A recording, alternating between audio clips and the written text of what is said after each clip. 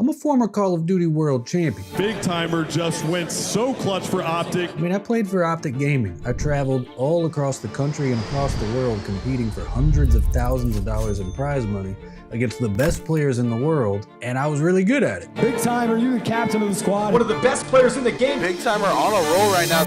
And then I left it all behind to become a day trader. Oh shit. But here's the thing that nobody really expected, myself included. I didn't realize that teenage me sitting in my bedroom playing video games would end up building me a skill set and a repertoire, if you will, that would directly translate into financial markets later in life. But that's actually exactly what happened, and in this video I'm gonna break down the 5 key concepts and things I learned from my professional gaming career that directly translated to professional trading.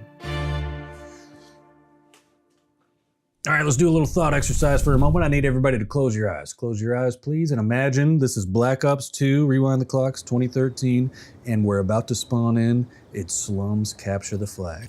Capture the flag. And the countdown goes 8, 7, 6, 5, and pause.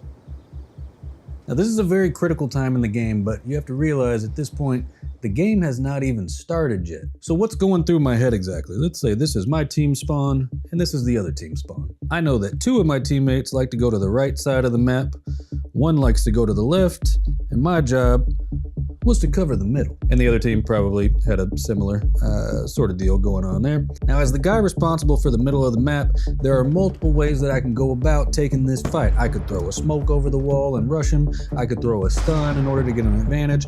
I could just fight him straight up, which is what I normally did. But depending on what happens in that first interaction in the first 30 seconds of the game is gonna dictate the way the game flows from there. For example, if I do get this kill, and check it out, this is me spraying bullets. This is gonna be a terrible graphic. I'm spraying bullets. Say I get the kill, but my teammate over here on the left-hand side, he dies. What do I gotta do? I gotta haul ass behind the fountain, hit the head glitch, and spray him down this way. Or let's pretend that didn't happen. What if I'm the one that dies middle, and my teammate gets this kill? Where do I now need to flow once I respawn back on the map? What I'm getting at here is I've already played through the first part of the game before the game has even happened. In other words, I've been contingency planning and planning for all scenarios that are possible. That way, when it happens in the moment, because these things move so quickly, I don't actually have to think about it. I'm just reacting based on instinct and my experience. And what if I told you that the exact same thing happens in the stock market? Swear to Bob, check it out.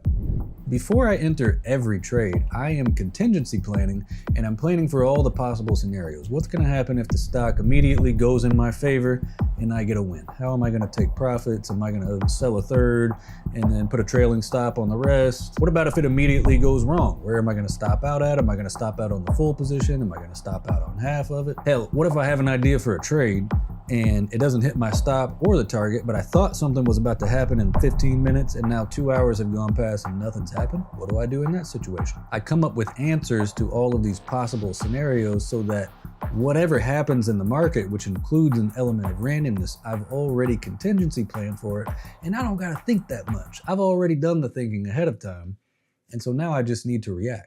Gaming and trading, a lot of synergy there. Let me continue. Okay, imagine another scenario for a moment. You're spawning in, maybe it's Slum Search and Destroy now, and you rush up the middle of the map in the first round and you die, and now you're pissed off. Because you're pissed off, now in the second round, you run right back to the same spot and try to get the kill and you die again. This continues on, and because you're upset and the game is not flowing for you, you tend to force things, you're very impatient, you're doing things that you normally wouldn't do, and because of that, you're dying more often, and your KD, well, it looks terrible. You're putting up a goose egg 6 rounds in, and you're wondering, are you cut out for this shit? Follow me now. What if I told you that the exact same thing happens in the stock market? This is something I like to call the negative feedback loop. Let's say, for example, on Monday you lose money, and so Tuesday morning you're coming to the market, and because you lost money the day before, you end up having this very needy energy about you. You feel the need to make money, and not only that, but you need to make it back right now. And because of that, you're very impatient for setups. Not only are you impatient for setups, but when the setups do finally come around, which probably aren't the best anyway, you're entering them too early. You're not patient enough. You're being very impatient and you're forcing things. Plus you're sizing aggressively because you're not only trying to make money today, but you want to make back yesterday's losses. And because you're impatient for setups and you enter early and you size too aggressively, you end end up trading incorrectly, meaning stock goes against you a little bit and you stop out prematurely, or the stock starts to work a little bit and you take profits when the trade's not even over yet. You don't trade according to your trade management, your risk management plan, and your trading process. And because of that, only one thing can happen. You lose money. And then you lose money that day, and you're even more impatient the next. And you can see how this can start to turn into a very vicious cycle. This is why we call it the negative feedback loop. Now, rest assured, there is a positive feedback loop as well, where you say you make money on Monday, you come in Tuesday, and things are fine. You don't feel the need to force. You don't feel like you have to make money today. And therefore, you're very patient for your setups and, more importantly, your entries. You're not oversizing. You're taking normal everyday size because you don't feel you have to make back any losses. And because of that, you trade correctly. And when you trade correctly and according to your process, assuming your process has edge and trades with positive expectancy, over time you make money, which reinforces the good habits, and voila, you're in the positive feedback loop. Once again, gaming and trading, a little bit of synergy there. Now, this wasn't as big a deal in my Call of Duty career because honestly, we just didn't have the technology available to us. But these days, it's very important for players and teams to review their gameplay. They need to know if they rotated too early or too late to a particular hardpoint. They need to know if they need to work on their, search and destroy strategies when they're trying to push B, 4 push B or 4 push A. They need to work on that stuff. The only way to really know what's working and what's not, and who's screwing up where and who could do a little bit better job here, is to actually go back and watch the thing. Specifically, going back and watching the things you did wrong. Anybody can go back and watch when something goes right. That stuff just happens. And also in the stock market, the wins kind of just fall into your lap, but it's studying the losses and the things that you could have done better within those that really can take you to the next level. But you'd be surprised how many people get involved in the stock market and they don't track anything. They don't know if they make more money going long or short. They don't know if they make money from 9:30 to 11 and lose money afterwards because they get bored. They're essentially just trading off vibes. And in Call of Duty and trading, say you're pub stomping in Call of Duty or you're just trading for fun as a hobby, you might be able to get away with it for a little bit. But the difference in trading here is there really is no middle ground.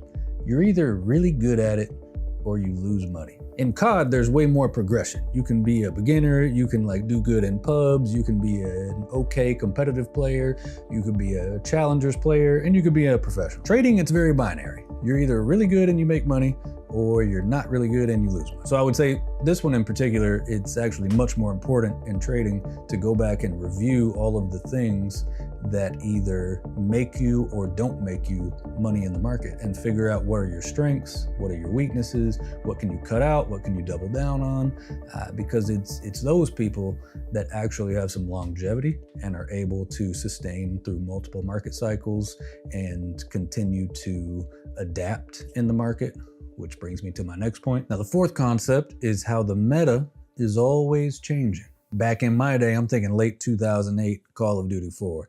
The best players in the game, they would take over games almost by brute force. There was no silliness going on around the map. There really wasn't a whole lot of thought that was going around on the map. Playing Call of Duty competitively was a relatively new concept even then.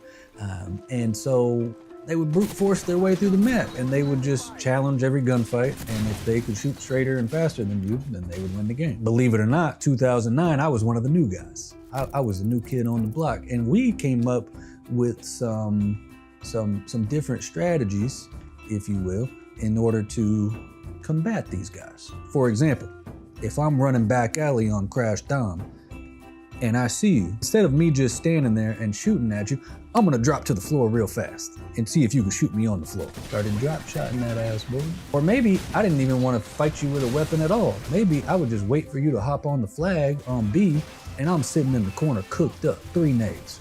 Walk up, throw it over the corner of the building, all dead. We're hitting nade spots, we're doing drop shots, we're actually thinking about ways to counter what the opponent is doing. I know it's a novel concept, but this was a long time ago, okay? The market is the same exact thing. The strategies that worked 10 years ago, hell, even 2 or 3 years ago, you can see them slowly and sometimes quickly fade away into oblivion. They don't work anymore because competition is not static. I don't care if you're in competitive Call of Duty or if you're in the stock market. It's always evolving. It's always adapting. There are always new participants coming into the market looking to take your money. And therefore, you have to constantly be open to change and adapt in order to survive long term. Just for example, in the stock market, it used to be relatively easy. If you saw a little pump and dump small cap stock go up 100 or 200%, you could relatively safely short that thing overnight, maybe for a couple of days, wait for it to go back down, and cover for a handsome profit without taking too much heat on your trades. And I swear to God, last week I watched the stock go from 3 to like 62 in about 15 seconds in the pre-market. If you did not adapt to the new market environment, you are dead. And last but not least, in Call of Duty and in trading, you need to surround yourself with a good team. You ever seen those teams where they got 4 great slayers who are just absolutely laser beams on the map? They shoot really straight and really fast, but they're also kind of stupid. I don't mean that in a negative way. I'm just saying, like, sometimes maybe they forget that the objective of the game is to like capture the most amount of flags or the most amount of hardpoint points.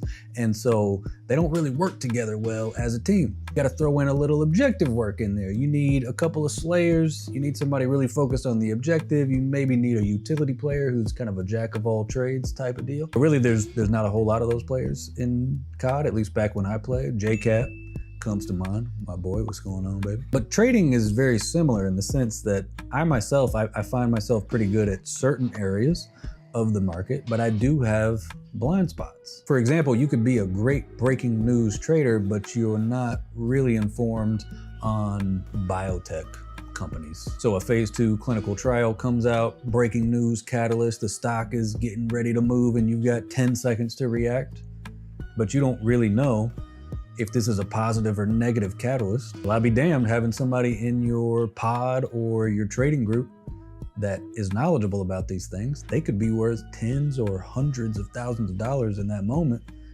if you had them by your side. And it's a little bit easier with Call of Duty and a lot of competitive games because you're almost forced into that team environment. But a lot of people go at trading with a very solo mindset, me against the market, me against everybody else. And there's really enough money to go around to where it would behoove a lot of people to surround themselves with people who fill in those gaps and actually make them better as a trader. Hell, I'm even thinking of a place right now, the Green Wall Street Discord, with the link in the description below. This is where we make that happen every day. That was a good plug. That was a good plug. You liked it. You did. But really, trading alongside a group of people who have multiple eyes on the market and know how to spot high value opportunities and can share those with you, and having different people look at the same opportunity and give different perspectives on it based on their own experience and expertise, that is really invaluable stuff. And so here's the real takeaway and what I'm getting at with this video. It's not the smartest people, in my experience, that end up succeeding in the stock market. If anything, at a certain point, more IQ is worse, but it's those people who contingency plan, the people who have total control over their own emotions day in and day out, those who are constantly reviewing their trades and doubling down on the things that are working and cutting out the things that aren't, those who are always open to adapt and accept new ideas, and those who would rather trade in a collaborative environment instead of going at this thing solo by themselves. Those are the people that succeed. And I'm telling you, I don't care what type of competition experience you have. If you've competed in sports or gaming or chess or anything, you probably already have a lot of the foundational skills necessary in order to at least give yourself a shot at succeeding in the stock market. It's still a very hard game, and there are no guarantees. But I guess what I'm getting at here is, don't let anybody tell you just because something is difficult or just because they couldn't do it, that you can't do it. Anything in life worth doing takes some risk, and it takes a lot of hard work and a lot of effort. And that's what makes the payoff so great. And if you're one of those people that like to tear others down and tell them they can't do something because you couldn't do it, I'm here to tell you to shut your ass up, boy. I'm kidding. I love y'all. Appreciate you tuning into the video, and I will catch you right back here next time. Peace out, everybody.